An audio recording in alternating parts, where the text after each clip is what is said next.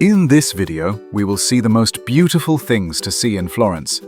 We will see the things not to be missed, but also some very particular and little-known things about Florence.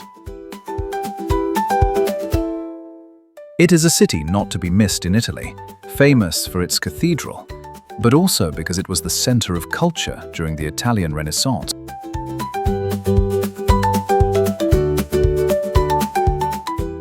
The first place you absolutely must see is the Uffizi Gallery. It has the most beautiful works of art from the Renaissance onwards. Inside the gallery you cannot take videos, only photographs. In some ways it is even better, because in this way you can better appreciate the works of art on display. However, be very careful not to get too close to the works and not to damage them. I will briefly show you only the most famous works of the gallery. Also because there are about 300,000, including paintings, sculptures, prints and drawings, ranging from the Middle Ages to the modern period, with a focus on the Italian Renaissance. In particular, there are over 6,000 paintings. I recommend that you dedicate at least half a day to this museum to fully appreciate them.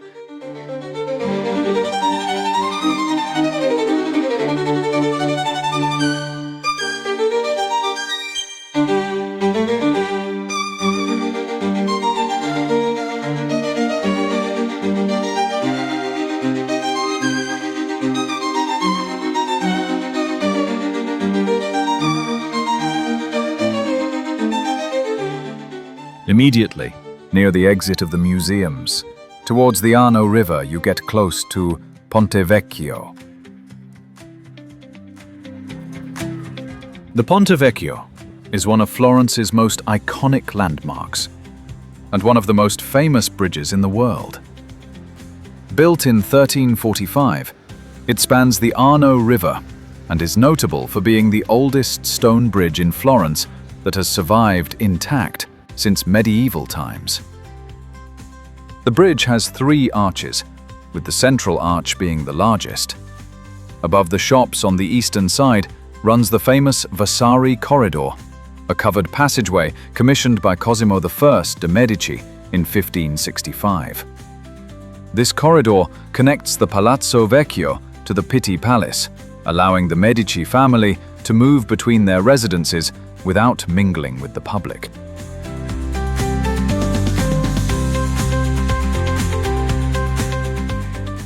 This corridor has recently reopened and can be visited by reservation with a special ticket.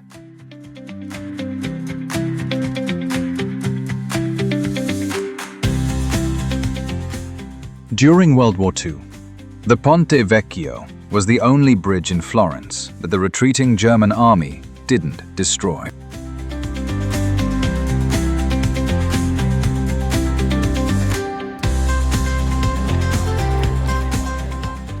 The bridge is very busy and is famous for its historic jewelry and watch shops.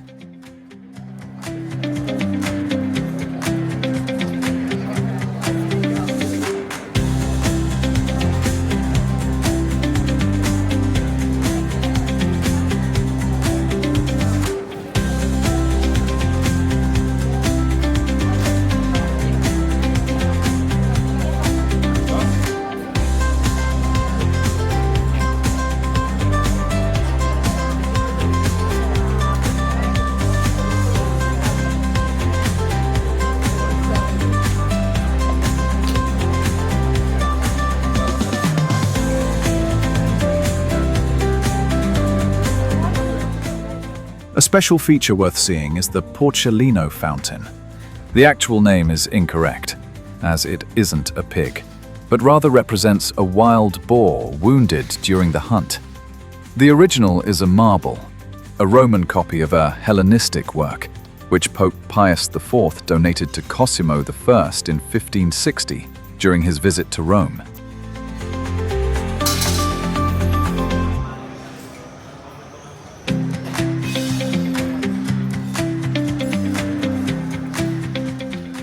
Popular tradition holds that touching the pig's nose brings good luck, as it shines thanks to the constant daily polishing by hundreds of hands. The complete procedure for obtaining good luck consists of placing a coin in the pig's mouth after rubbing its nose. If the coin falls through the grate where the water falls, it will bring good luck. Otherwise, it will not.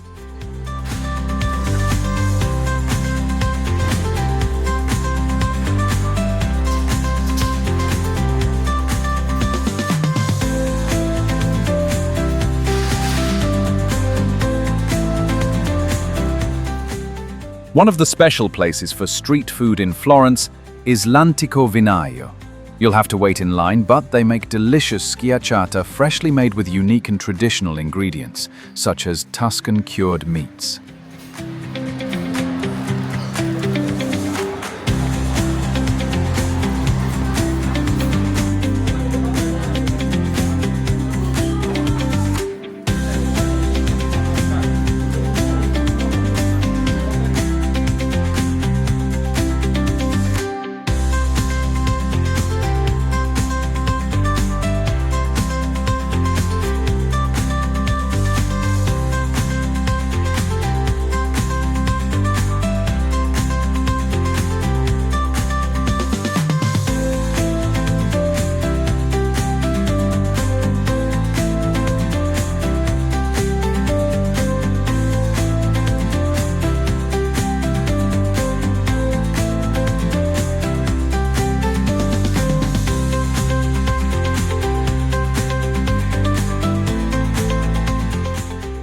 You can choose from a wide variety of sauces, cheeses, and cured meats to add to the schiacciata.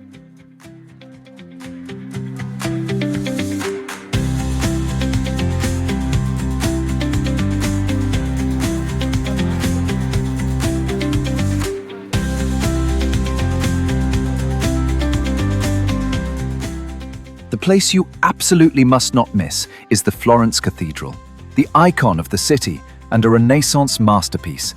It is actually the Cathedral of Santa Maria del Fiore. Construction began in 1296, based on a design by Arnolfo di Cambio, but it took nearly 140 years to complete the building, which was consecrated in 1436. The most famous feature is undoubtedly Filippo Brunelleschi's dome, a revolutionary feat of engineering for its time, constructed without centering, which still amazes today. The dome, at 116 meters high, dominates the entire city skyline. The exterior is decorated with polychrome marble in white, green, and red. Giotto's bell tower and the baptistry of San Giovanni complete the complex, making Piazza del Duomo one of the most visited and admired places in the world. Admission is free, and there's no charge, although there's always a very long line. However, I chose to enter from the side and pay a ticket, which allowed me access to other monuments. There's always a bit of a line because Florence is a very touristy city. The most beautiful part is the dome, with frescoes by Giorgio Vasari and Federico Zuccari. Vasari began decorating the dome in 1572, commissioned by Grand Duke Cosimo I de' Medici. The chosen subject was the Last Judgment, as in many great Italian domes. He was unable to complete the work, having died 2 years after work began.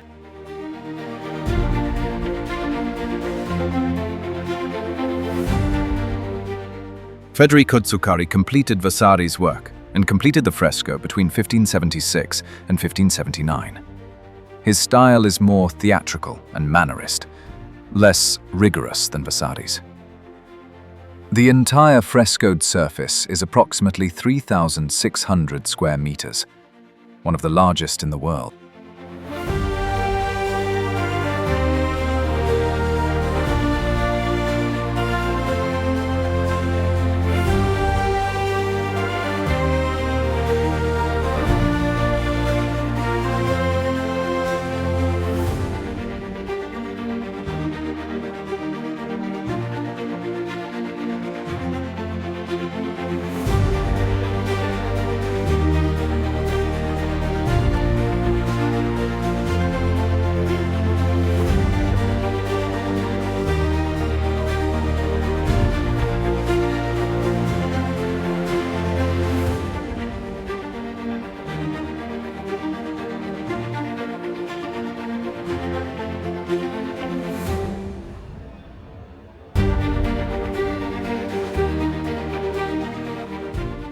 On the opposite facade, there's also a beautiful liturgical clock, a fresco by Paolo Uccello. It's different from the other clocks because it features an Italic hour with 24 hours and a counterclockwise movement, the opposite of traditional clocks.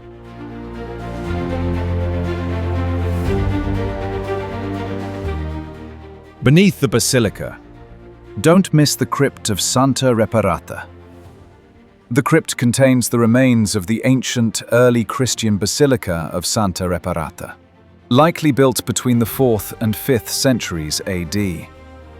This church was Florence's first cathedral, long before Arnolfo di Cambio began construction of the current cathedral in 1296. The name derives from Santa Reparata, a young Christian martyr venerated particularly in the East.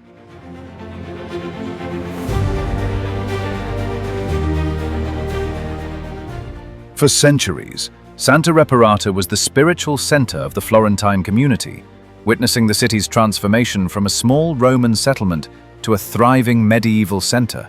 The decision to build a new, larger and more sumptuous cathedral led to the gradual demolition of the old basilica, but fortunately the foundations and part of the structure remained intact beneath the new building.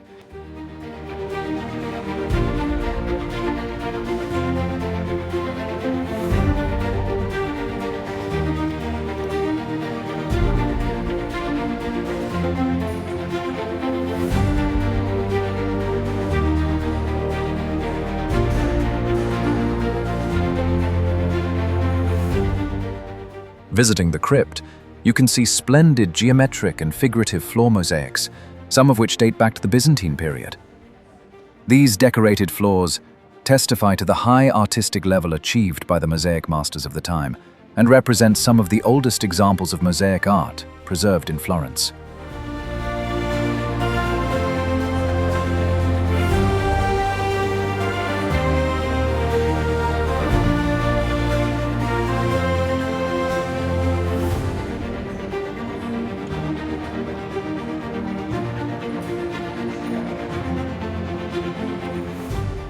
Near the Florence Cathedral is the baptistry. Dedicated to the city's patron saint, it was for centuries the place where Florentines were baptized and where knights and poets were investitured. Unfortunately, when I was there, the vault was being restored.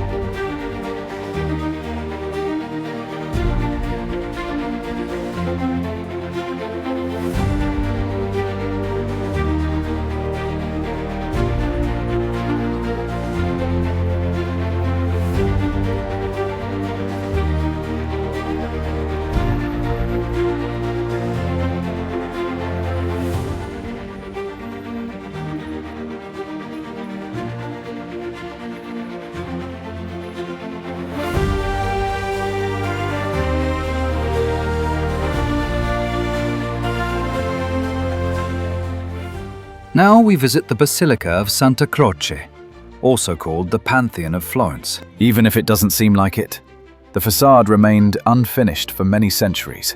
From 1443, the year of its inauguration, until the end of the 19th century. The main chapel is inspired by the purest Gothic architecture of Transalpine origin, albeit mediated by Italianate sobriety, with a strong vertical thrust, underlined by the umbrella-shaped ribs in the vault and the extremely long, narrow, mullioned windows.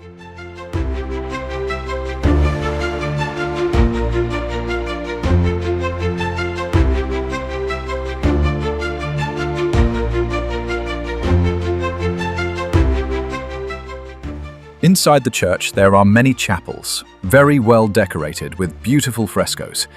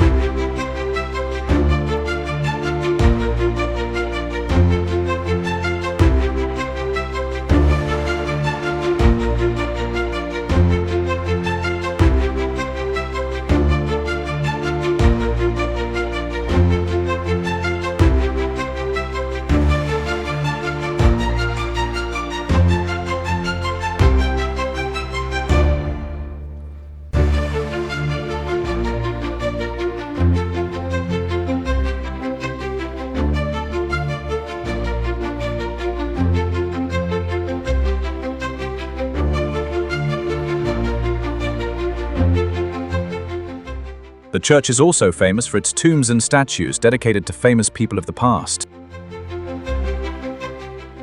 The most famous is the statue to remember Dante Alighieri, even if the tomb is in Ravenna.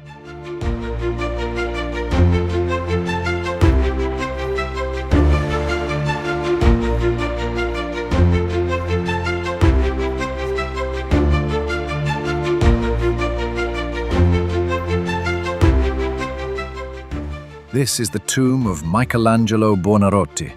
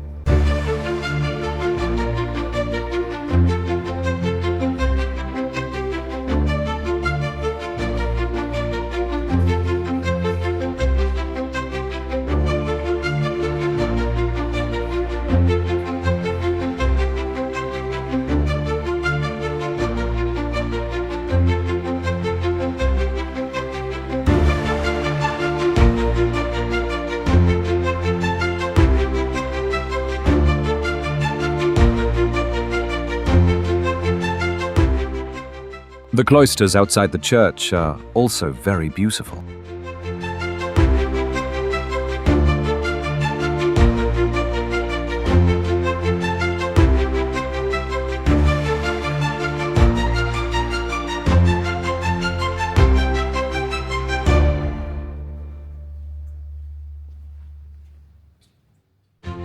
Don't miss the 14th century refectory, where important examples of sacred art are housed.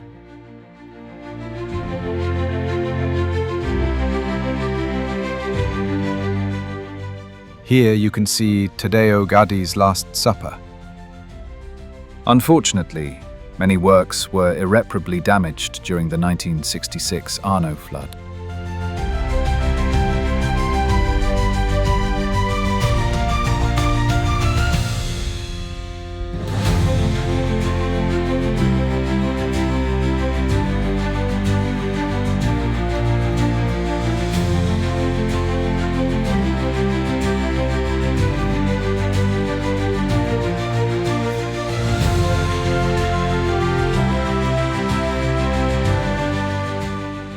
Outside the church, you can see the famous statue of Dante Alighieri.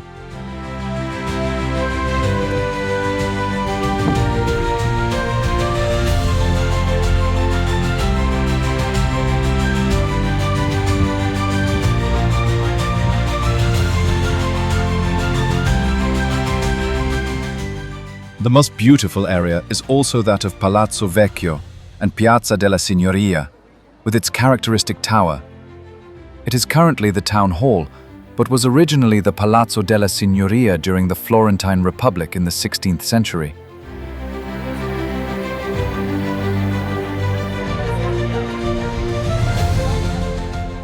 Before entering, don't miss the Loggia dei Lanzi, with beautiful statues and sculptures.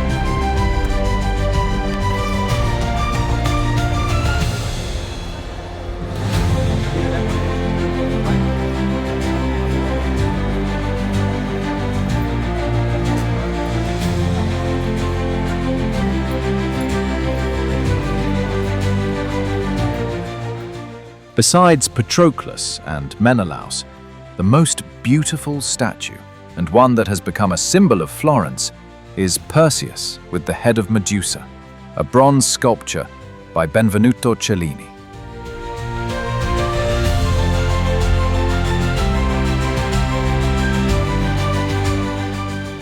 This is the first courtyard of the Palazzo Vecchio, built in 1454 by Michelozzo.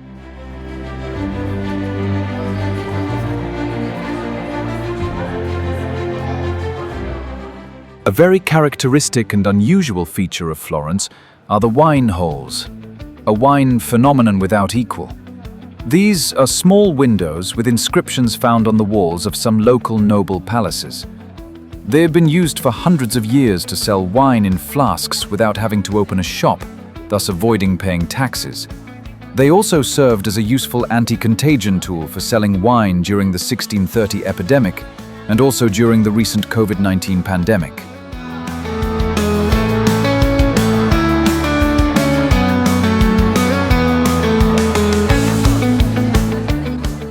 You can find them in various areas of Florence. This one you see is on Via della Bella Donna. If the door is closed, knock and ask for wine or cocktails.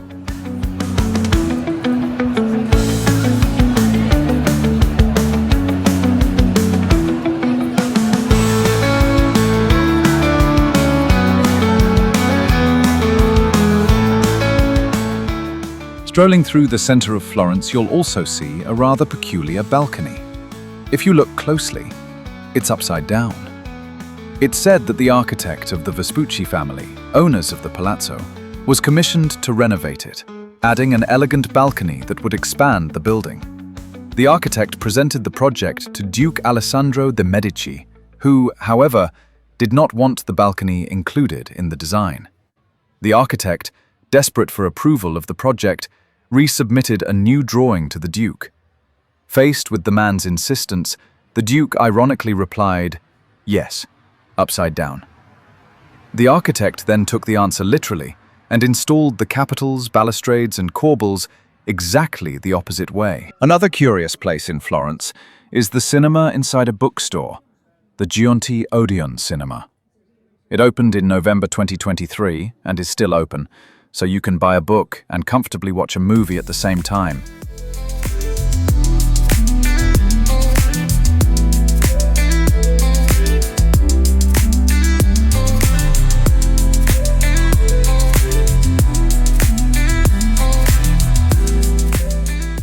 The restoration project was sponsored by the Germani family, who have run the cinema since 1936, in collaboration with Giunti Editore.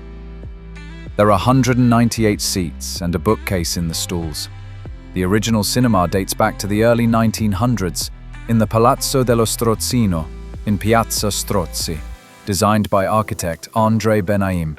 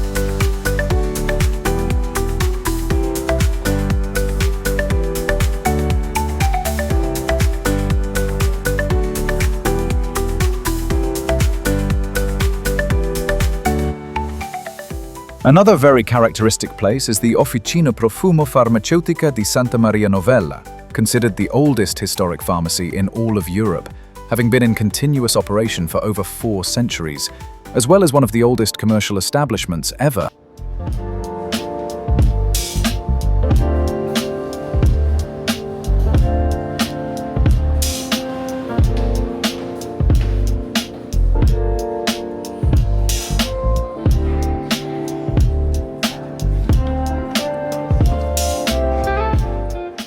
The interior spaces are beautiful, and it is currently a perfumery where you can buy high-quality perfumes of their own production.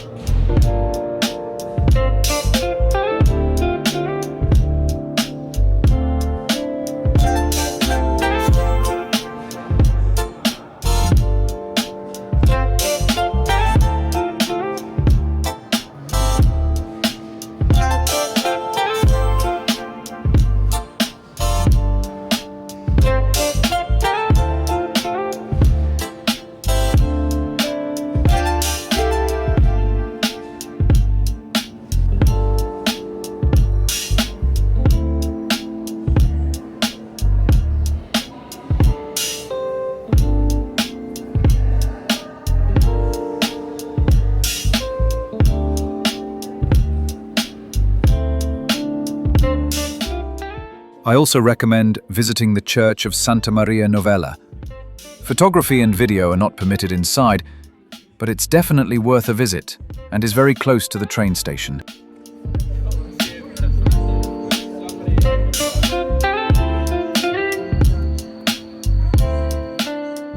If you like my video, put a like and follow my channel. It's free for you, but for me, it's very important. Thank you.